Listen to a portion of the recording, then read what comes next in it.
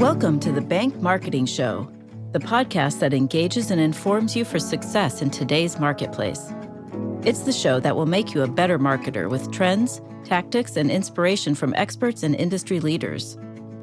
If you're wanting to impact your personal success and position your bank as the best choice in your market, you're in the right place.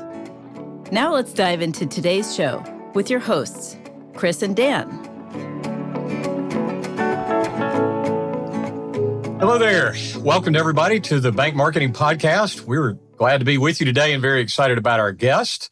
Dan, thanks for jumping in and helping lead this as well. And we're looking forward to having Chris Kellum with us today. Yeah, I'm excited for this. There you go. So welcome, Chris. Thanks for being a part of this.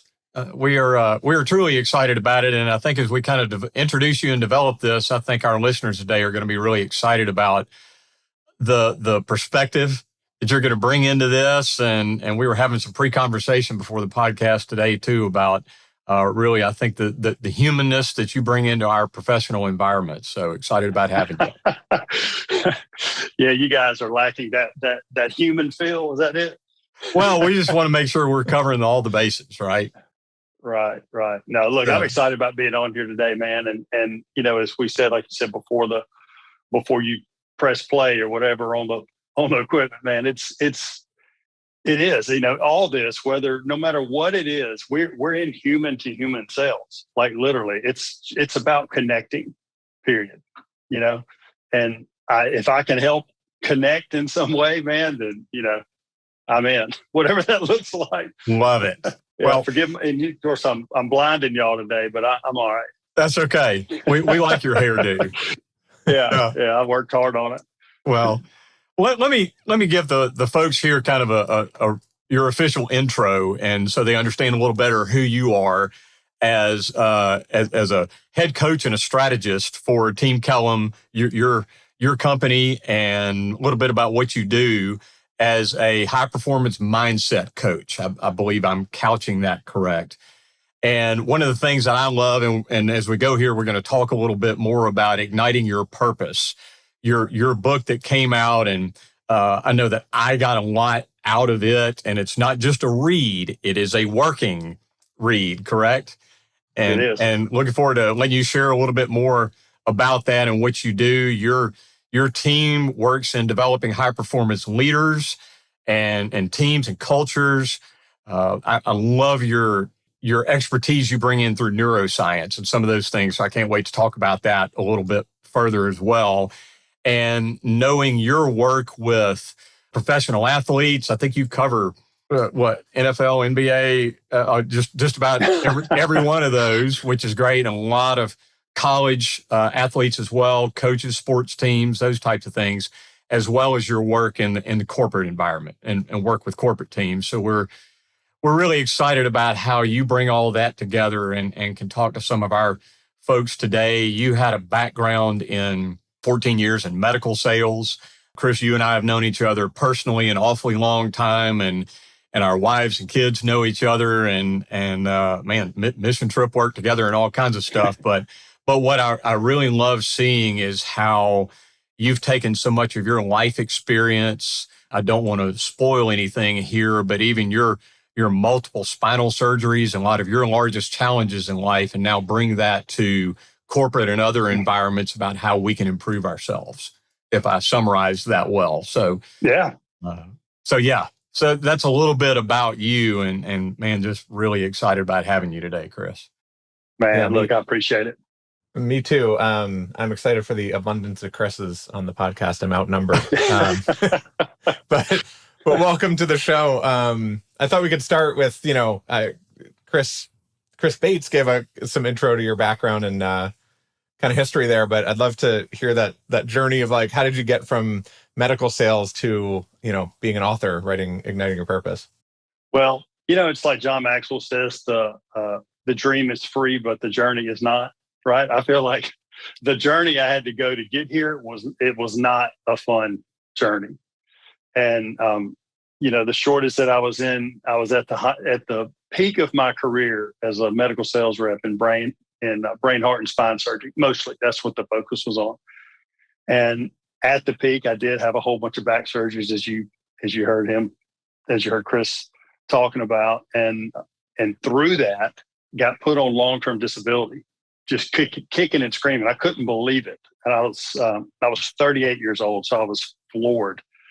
Not really what I expected out of my life, but yeah, that's what happened. And so through that journey, the reason the book is called Ignite Your Purpose is because when my job was taken from me, I thought that was one of the worst things that had ever happened to me.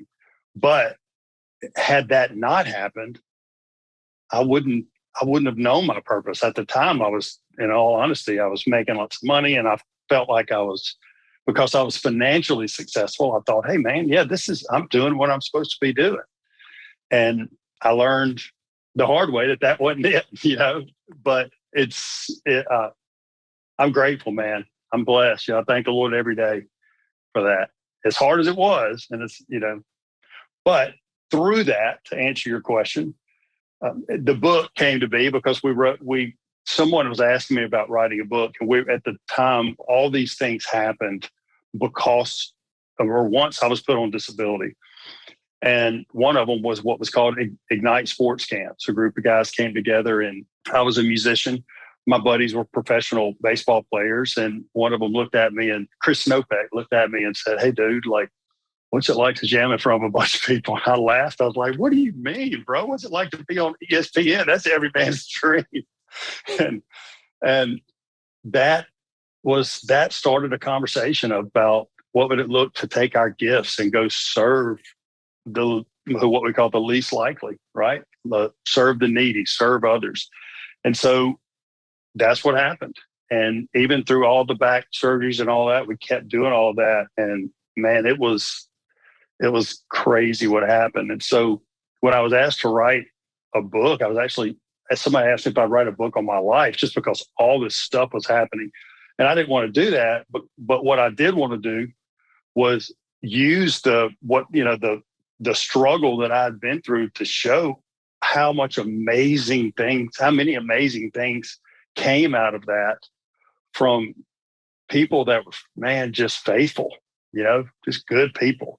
And ultimately it was inspired by the kids of the camp Ignite and the counselors.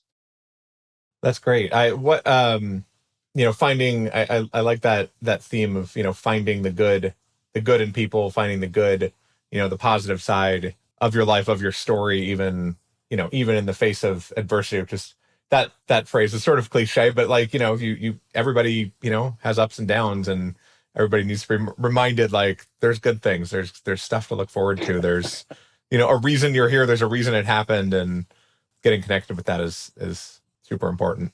Chris, that story evolved into your book, and then kind of started to spawn all of this about where you are in coaching and mentoring and all of that. And you work with, to our audiences, bankers, marketers, all these kind of folks. You work with, CEOs and business leaders and athletes and all of that. And you evolved this into a game plan and playbooks and all of that. So tell us a little bit about what those are tangibly and kind of how those work, how they're applicable to everybody. Yeah, man. Yeah. So first of all, I never dreamed I'd be working with athletes. And you said NBA. No, I don't have the NBA covered. I got football, baseball, but I don't have the NBA covered. But anyway, so what happened was I was, at the time, I tell everybody I was the resident gimp, right? So all the people that had back trouble would call me and be like, "Yo, Kellum," I'm like, "Dude, you've had 10 surgeries. Talk to me about my back's hurting. What do I do?" And I'd be like, "Okay." And we laugh and joke all the time saying, "Oh yeah, that's how it started." But when we were putting on the sports camp for kids, which was Ignite, right? We were putting these camps on all the time. I got coaching certifications through that process. And also during that time, I was researching high performance because I've always been fascinated with it. So I ended up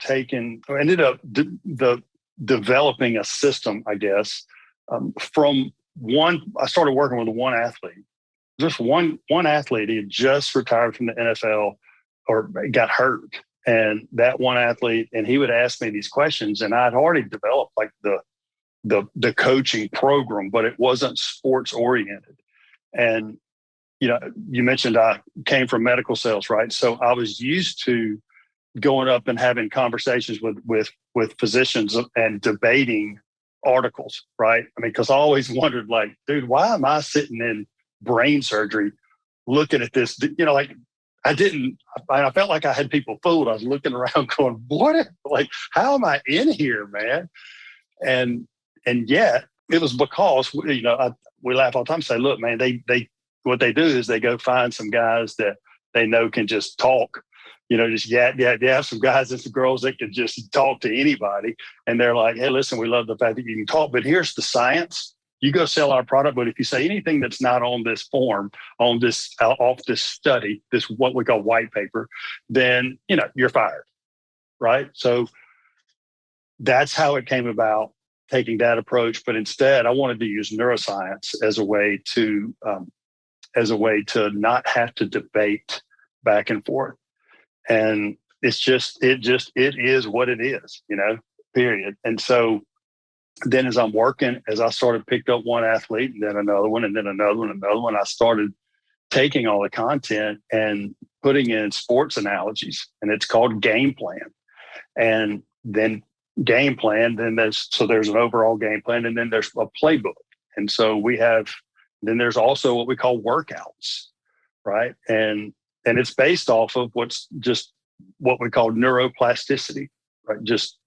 Or brain plasticity, just your brain's ability to be molded, right? To grow neurons literally until you die, which, Chris, when we were growing up, it was like, bro, you better not party too hard, man. You're going to kill off. You only got a certain number of brain cells. You remember that?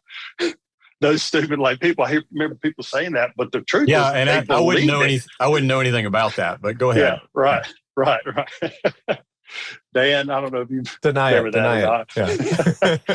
But yeah, so that's what happened, and that's what it is. And the game plan is the overarching, the big plan, and then the playbook is the breakdown for the details, and that's how it came about.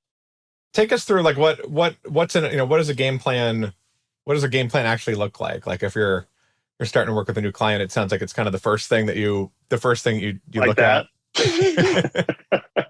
The notebook. There you go. See, it's a book full of stuff, man. So one of the things, just to be clear, one of the things that we did was we researched high performance, right? And there's some common denominators that high performers have. And in fact, Brendan Burchard wrote a great book about it called High Performance Habits, right? And he listed 6 things and just things like clarity, increased production, demonstrate courage, things like that. And so we took a whole bunch of research on high performance and then paired it with the neuroscience and where your brain's going in that process. So the game plan itself, that's what you want to know, the difference between the game plan and the playbook? Mm-hmm. Yeah. So the game plan itself is like I said, that's the big plan. The game plan is everything from the studies, right? The documentation, the workouts that we call, the things that you can do when you feel there's a saying we say, behavior over emotion. Well, how do you choose behavior over emotion, right? Like there's a step-by-step process on how to grow that, how to create new habits, how to increase your confidence. And that's what that big book right there is. And it's all these, like I said, workouts. The playbook is basically a manifesto, if you will, of self-discovery, of self-awareness, right? So for instance, if I ask you, which is what happened to me, what are your top 5 values?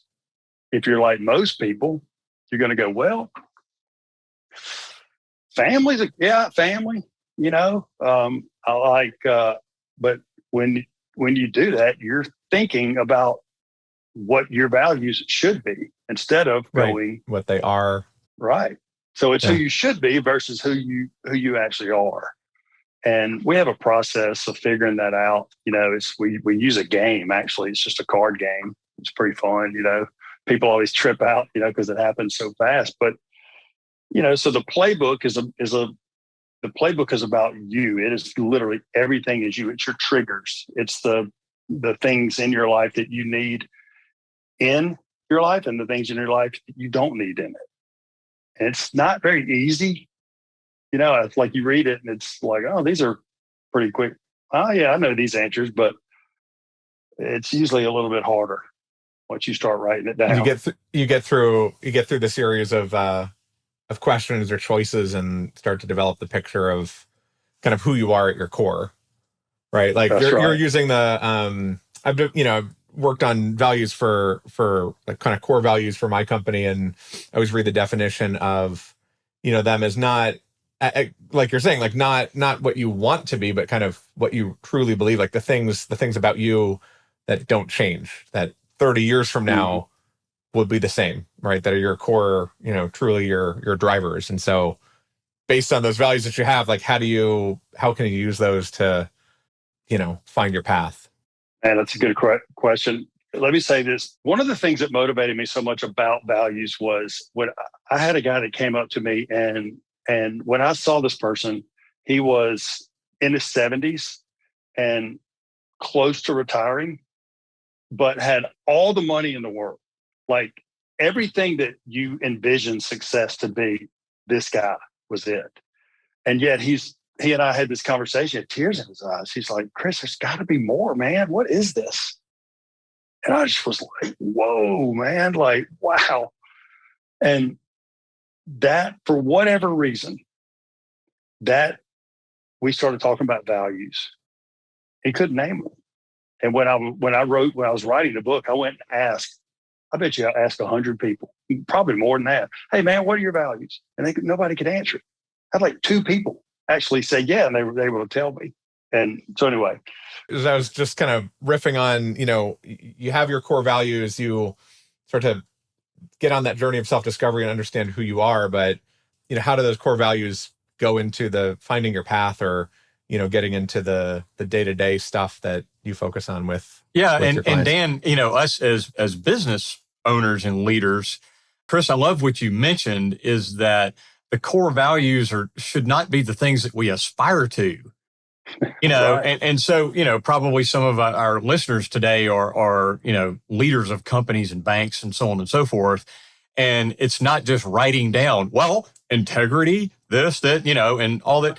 It's not just coming up with a list of what you aspire to as a company or as an individual. It's more what you're composed of and then how you carry that out. Is that more it, Chris? It should be your MO, right? Your method of operation, like how you do things. In fact, what we do, we call them your guardrails, right? Think about all the tensions in your life that you have. But yet, if we start, when I'm coaching people and I'm like, okay, well, let's talk through some things. All right, you're feeling tension here. What are your values? And they're like, I mean, didn't we do that card game the other day where you told me, my values are this, this, and this? I'm like, yeah. And as they start going, well, whoa, I get it.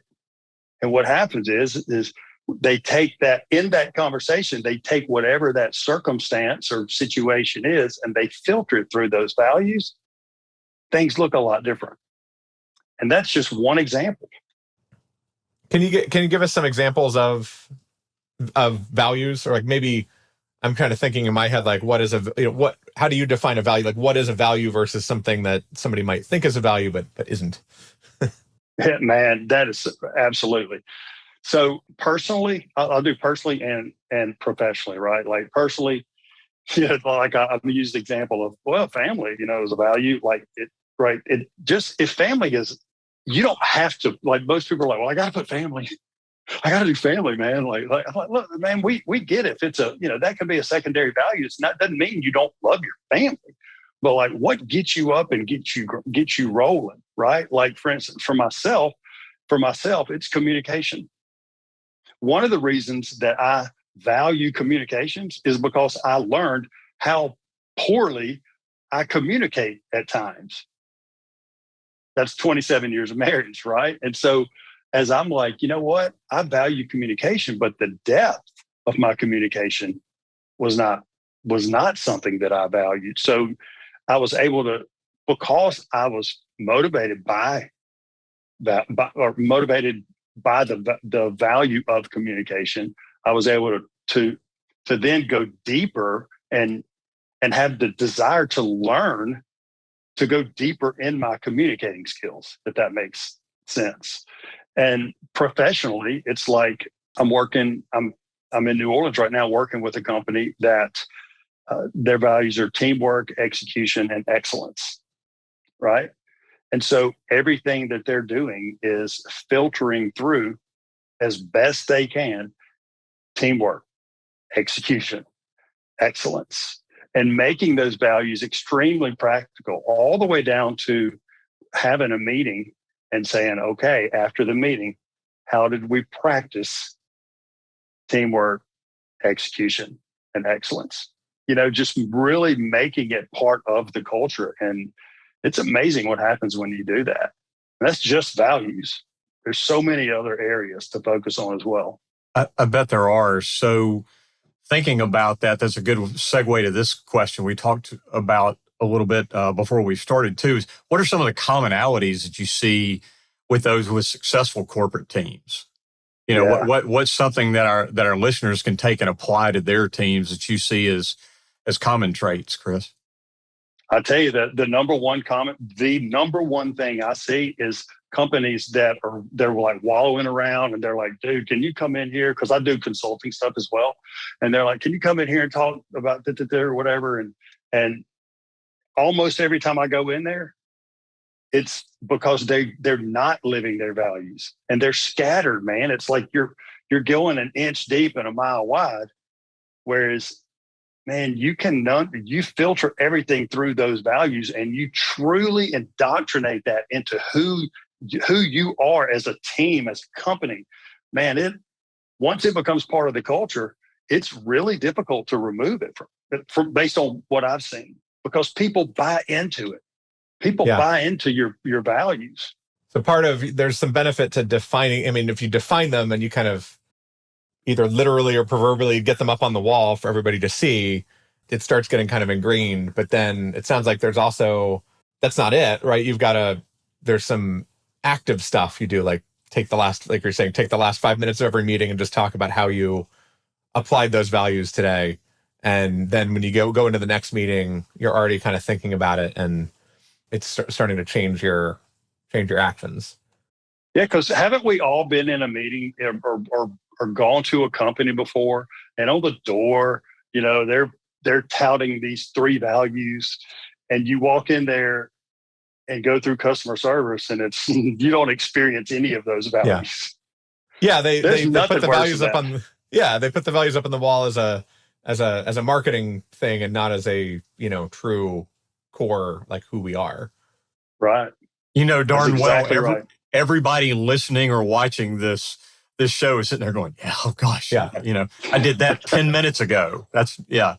Well, and I think we haven't talked a lot about, I think we've only said the word bank, twice, once to say bank marketing show. And you mentioned a minute ago, but I see this a lot at banks of, it's always on the website. It's always on the history or the About Us page of, our founding, board 100 years ago wanted to do this. And I think it's really important for lots of businesses, but especially the bankers listening to this, is that you talk about it a lot and it's present at a lot of places, but you have to remember to come back to it and look at it and think about how you're weaving that into your day-to-day, into your customer interactions, into staff meetings and all that. Otherwise it is just words on the wall. And even the marketing principles of that, Chris, because Dan and I talk a lot about helping our bank clients develop their superpower and then marketing it, because everybody in the banking industry does money. But, everybody has checking accounts and mortgages and small business loans and all that. So, right, everybody kind of quote unquote does a lot of the same thing. So what is it that's your real differentiators?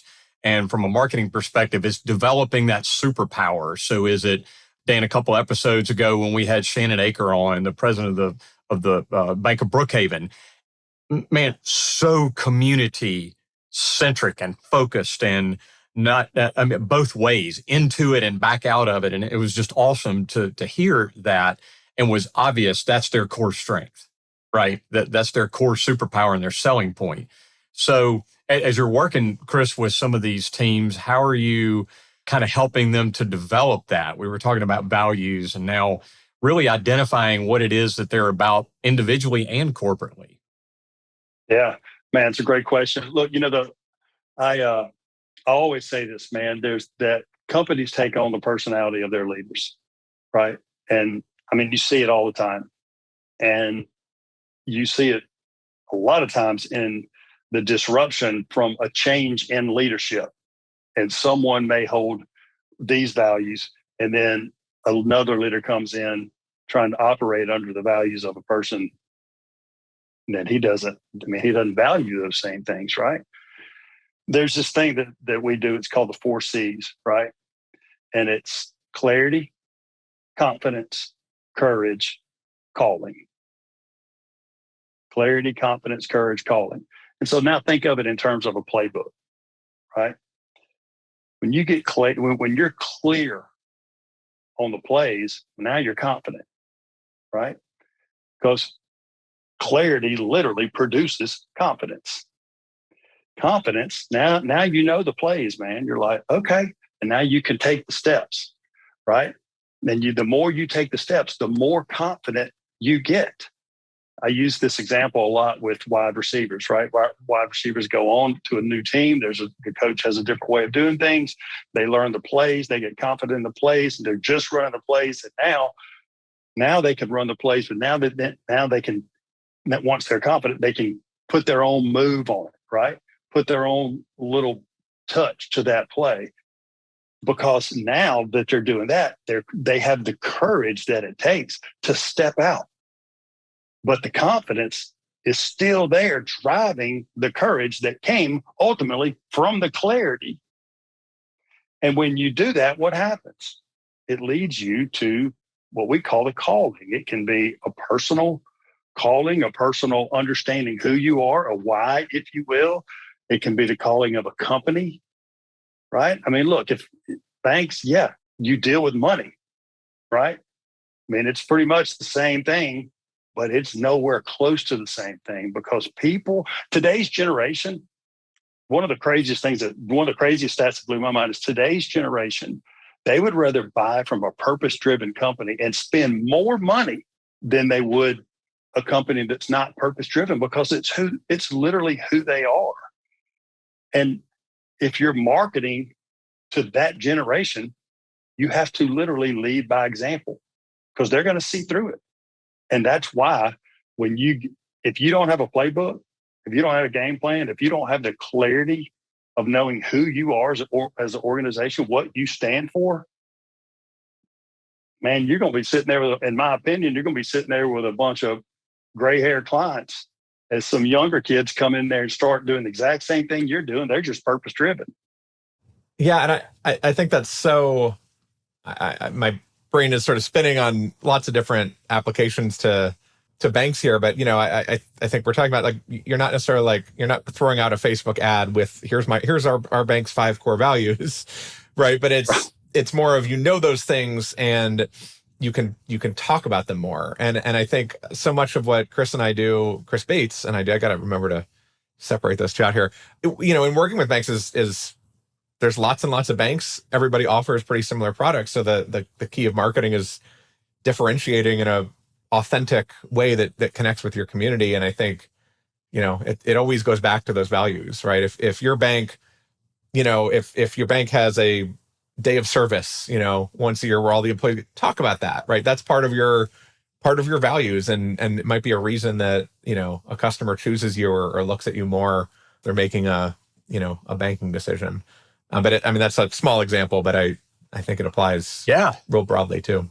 And Chris, I loved what you said and how that all comes into the calling, which is so much about your purpose that you've mentioned several times as well, because again, is the purpose of your bank to make loans and, wrestle with rates and so on and so forth? Or is the purpose of your bank propagated in how you impacted the lives of that young couple that's a first-time home buyer and they got their first mortgage with you, or a business loan, right? Which may be somebody opening a little coffee shop, but that could also be financing a hotel that literally changes the face of a community, right? I mean, and man, if you don't think that's a calling, so it's not about the dry business of numbers and money, right? It's about finding that whole calling. So I love how you have that specked out, Chris. That's really great. Yeah. You know something, Chris, I appreciate that. One of the things, man, with today's generation is that you could literally go, hey, we're a bank. We're about making money. But let me show you what we value with doing with our money. We serve. Boom. I mean, you could be that just blatant in their face, and they're going to get it. They're going to be like, oh, okay, call cool. it what it is. Yeah, this dude's, Yeah. This dude's so honest. Like, man, we're making money so we can, one, serve people. Like, right? We like money, but we like money so that we can serve other people. And I heard something. I heard somebody years ago just say, man, everything rises and falls on leadership. And what do leaders do? They lead the way. And man, and I go and think about what Gandhi said, man, be the change you want to see in the world. Like, I'm no big Gandhi follower, but that's a quote that I absolutely love. Be the change you want to see. Or John Maxwell, lead the way, period. I love it, man. Yeah. I love it. And you know what, man, the thing is, like minds attract, right? And so you go lead the way. Guess what you're going to do?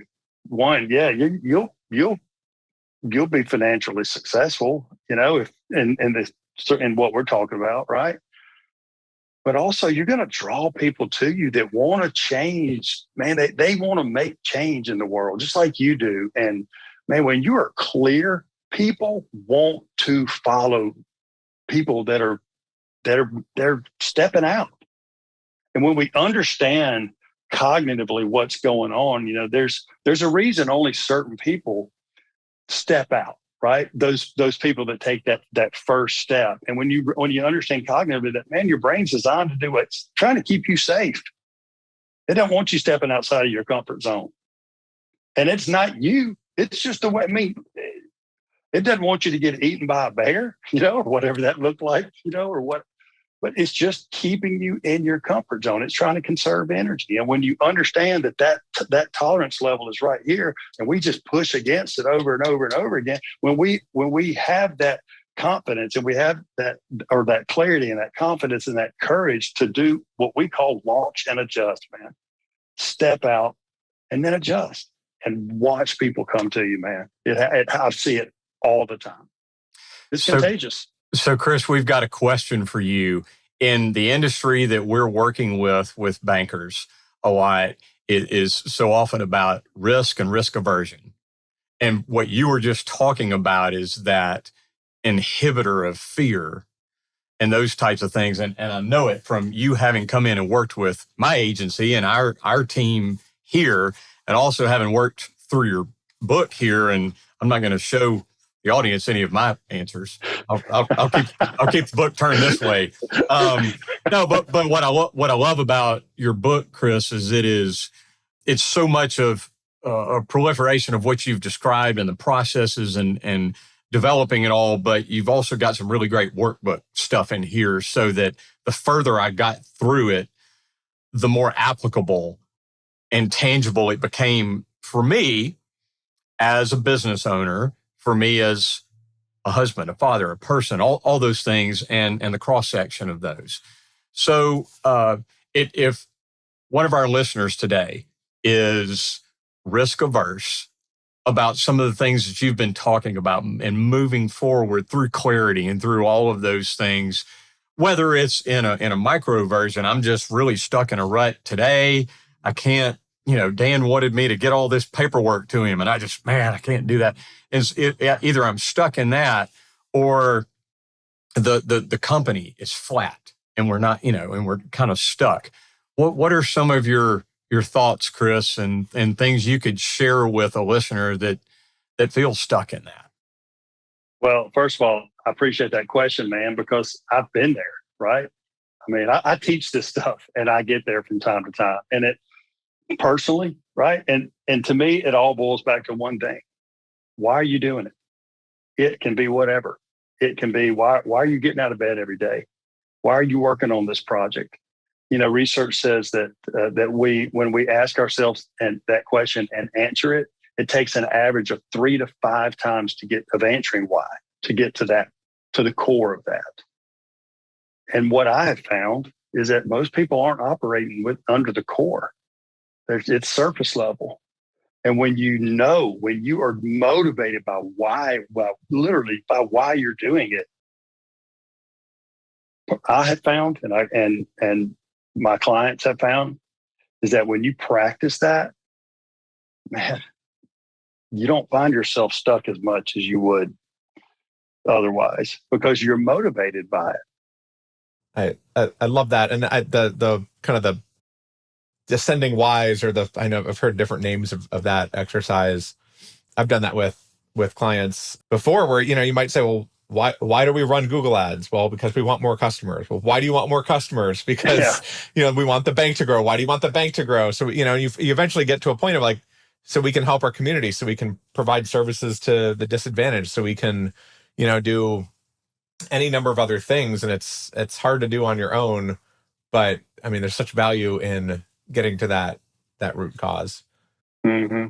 There is, man. And I'll tell you what, too, there's value in what I can just say, based on my experience, there's value in it for your employees and helping walk them through that same process, or what we call it the playbook. Some call it the why. Nick Saban calls it the process, right? Michael Gervais calls it your philosophy, right? Just whatever that is. But understanding why you get up, literally why you get out of bed in the morning. And just a quick example, right? So as my book says, I'm passionate about helping people discover and become who God created them to be, right? I call that the 110% version of you. And when I'm at work, I'm helping people dream, decide, and become, period. But ultimately, no matter what I'm doing, if I'm serving at camps or whatever, it all falls back to how I'm doing that. With work, I'm using neuroscience and neuroplasticity and brain plasticity and neurogenesis and putting a game plan together to help people get there. But it's still the same thing. It's the same motivator, if that makes sense. That's so great. Yeah. Chris, when you came in several months back and worked with my team on our day-long retreat, literally everybody in the room had the same sensation that I'm having right now, which is, man, do we really have to end this? Oh, man. Seriously. This is such great stuff. And so much of what I love about what you and Dan and I have been talking about is it's applicable to the only qualification is you have to be a human being to understand what it is we're talking about, and you can apply it, right? Right. This side of that, everything that you've talked to us about today and that we find in your book is applicable to our humanness and also our corporateness. So great stuff, man. Really love it. Well, look, thank you, man. And look, I just want to point this out. Like, don't mislead yourself in thinking this is just for business, right? Because we have a personal playbook, we have a business playbook, and we have a marriage playbook. Like, what does that look like in your marriage? I walked a young couple through it about a month ago. And man, they were like, I've been married 27 years. Chris, you've been married a long time. They're like, we're battle tested, right? We figured this stuff out along the way, kind of. But to be able to share that with a married couple, and it's the same thing you're telling your bank clients. It's just a different type of clarity, because clarity leads to confidence, which leads to courage, which leads to calling, period. Beautiful. Well, thanks for this. Chris, do you have just a couple of minutes to stick around? We like to call it our lightning round here at the end and pop you with some some cool questions. Yeah. All right. Yeah. Right on. Yeah. Go ahead and jump in, Dan, if you want.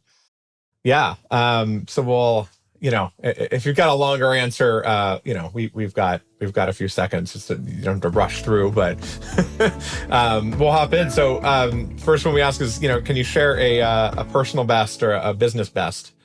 Something great that's happened to you. Well, look, the best thing personally that's happened to me is this, because the way this program was built out was on myself, because when you've had 10 surgeries, and I mean, there were some dark times, and one of the things that I share with people, it's kind of, it's not my proudest moment, but was, like after one of those surgeries, just trying to go to the bathroom, and not being able to do that. And my daughter was the only one home, and her having to walk me, and help me up off the floor, like just, the going from such a low to then practicing these things and literally changing. I mean, like, I don't take pain pills anymore. I don't do all that. And I exercise every day now. And there was a period of my life I didn't think that was ever going to happen again. A long, significant period of time that I didn't think that was going to happen. And so for me, game plan and playbook, it's just a testimony. That's great. Love that. So other than your own, what is your favorite book or other resource? Okay. So, well, as a man of faith, I'll say the Bible. Outside of that, though, not practical. That's a really poor choice of words. But there's a great book called "It Takes What It Takes" by Trevor Moat. Trevor he died recently of cancer of some type, but he was Russell Wilson's the quarterback, or now for Denver, but he was with Seattle.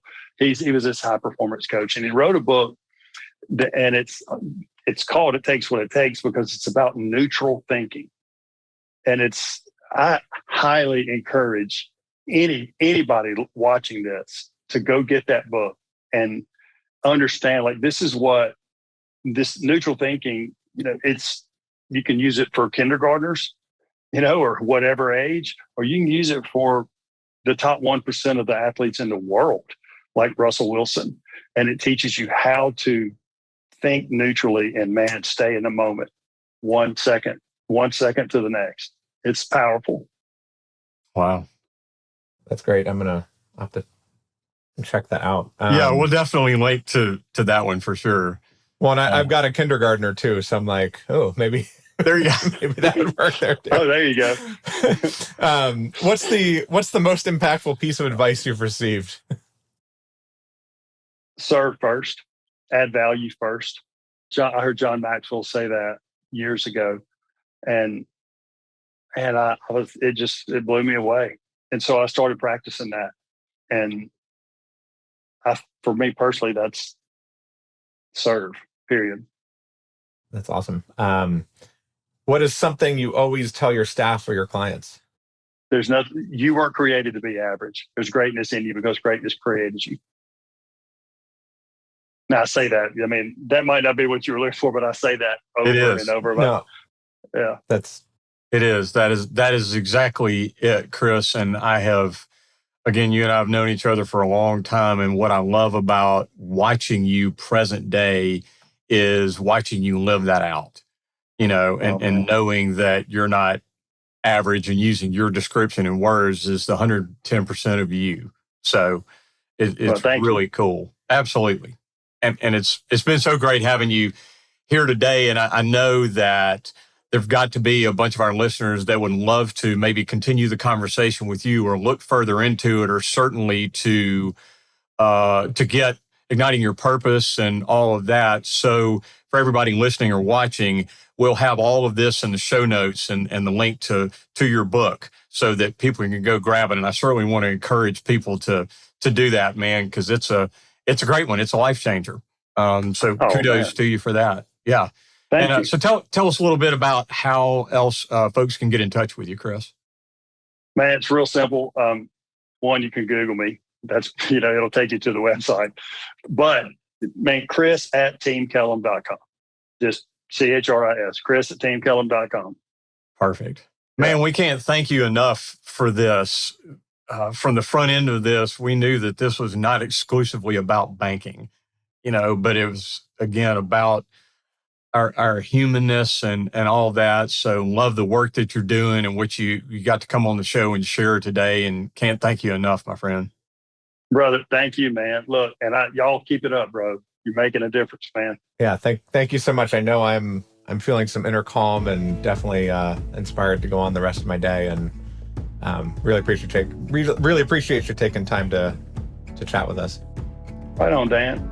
Oh, well, I appreciate it, guys. Y'all are great. Thanks a lot, Chris. Thanks. Bye, bye.